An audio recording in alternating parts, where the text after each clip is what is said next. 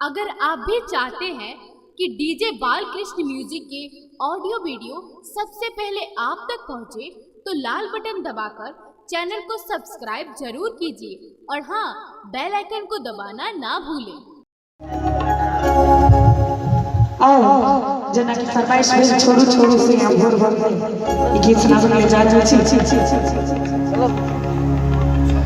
छोड़ू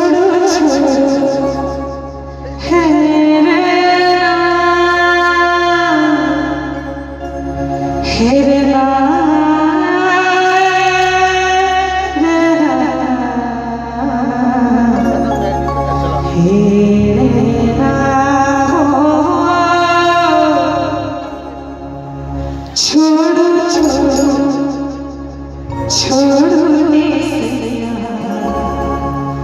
भोर भागले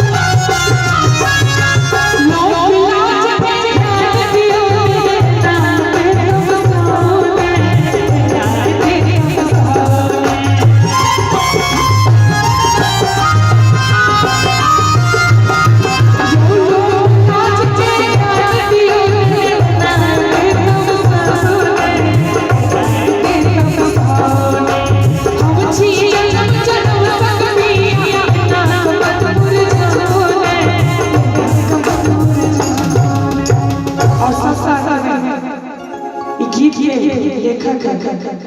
श्री अशोक चंद्र जी छे जे एक समय पर गीत लिखले